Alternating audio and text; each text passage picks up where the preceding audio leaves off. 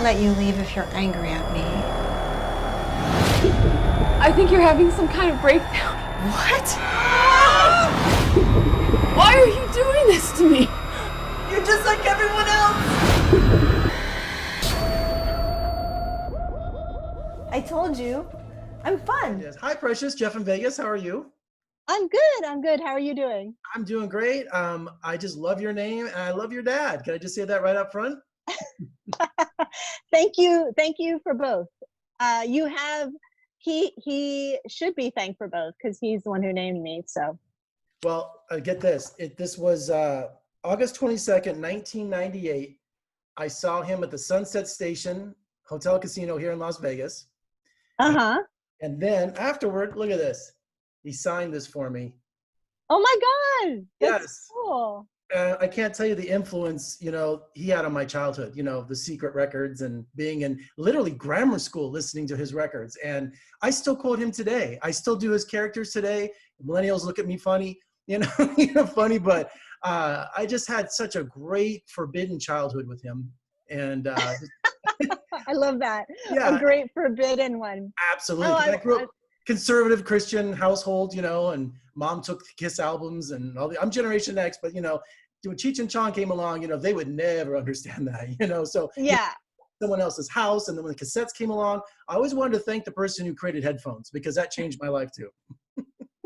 That's amazing. I love that. How did you get turned on to Cheech and Chong? It was just, I don't know. I think that if I can remember correctly, just a friend had the album. I still have my original albums from the 70s when I was literally, gosh, you're talking 10 years old, 11. And wow. I could quote the drive-in sketch, when they sneak into the drive-in, Sergeant Stadenko. And I had the pleasure of meeting Cheech Marin a few years ago here. He was pushing his mezcal, at a liquor convention. So I've come full circle. So this is great to talk to you today. So amazing, amazing. Well, let's talk about Homewrecker. It's a comedy of horrors, isn't it, basically? Yeah, I think so. It's a dark comedy. It mixes genres. I think it starts out sort of like a Lifetime movie, and then it goes into sort of darker territory. Yeah, we kind of liked mixing around. Like sometimes people aren't sure, is this supposed to be funny? And then they do laugh, and it's uncomfortable, and then it gets pretty gnarly at the end. So yeah, we cover all the bases. And Linda, she really wants someone to hang out with. She really needs a friend, doesn't she? Poor Linda. Yes. Yes. I think we all feel like Linda right now in the pandemic, but yes, Linda's, people like to say, this other guy was like, it's Karen the movie. So Linda has a little bit of a Karen quality to her, but yeah, Linda definitely needs more friends and is feeling pretty isolated by the way, time has passed her by and social media, and she doesn't understand all this new technology. I don't think I do either. Yeah. She wants a normal life, but her path to that is filled with lies and torture. I mean, can't she figure out a better way? You'd think, right? I mean, therapy would help. I think she, has the best of intentions. I don't think she goes into it. Well, I mean, like she definitely has some malintent. So I think she's conflicted. But I think her heart isn't totally corrupt. She's a flawed evil person. Good definition. And Linda is the perfect foe to Michelle, and played by Alex. How do you say her last name? Alex Esso. Yeah, she's yeah, the total opposite. I mean, just everything that Linda isn't. It's just perfect. I know. I know Alex through Zach, and she played that character so well. Alex herself is way more assertive, but her character Michelle is doesn't want to rock the boat and is pretty Canadian, I guess, like apologetic and wants to be polite and doesn't like confrontation. And that is that's a virtue sort of of Canadians, they're the nicest people on earth. They really are. Yeah, exactly. Some people, we didn't set out to make a movie about Canadian politeness, but some people have picked up on that, which I think is hilarious and true. Tell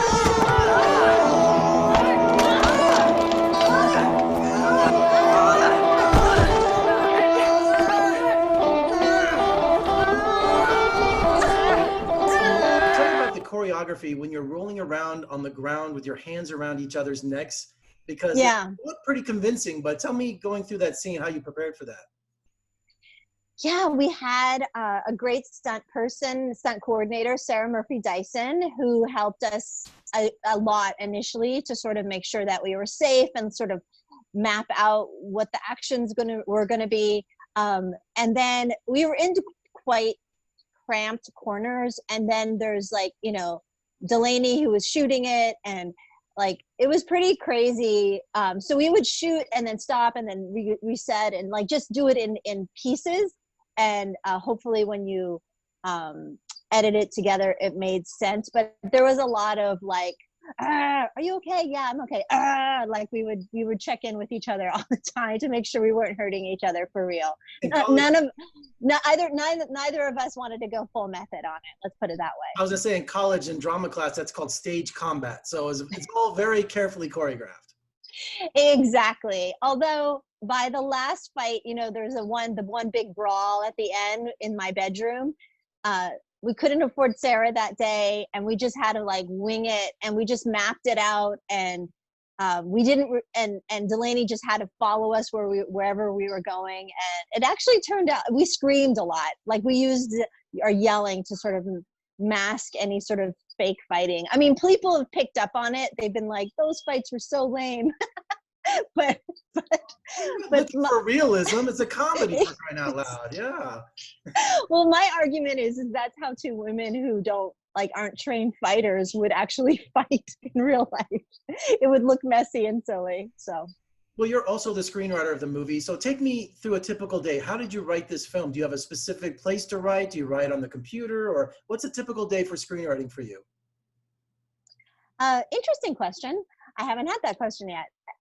Well, Zach and Alex and I were all in Los Angeles in February of 2018. That was when I was, coincidentally enough, I was there doing a Celebrity Feud with my dad and my brothers and sisters, which was hilarious. So after that, we met up, me, Alex, and Zach met up at my parents' house, and we mapped out the story beats together. We were like, then this happens, you know, just like did all the story beats. And then when Zach got back to Toronto, because that's where I live, Zach and I met mostly at my house where the movie is shot.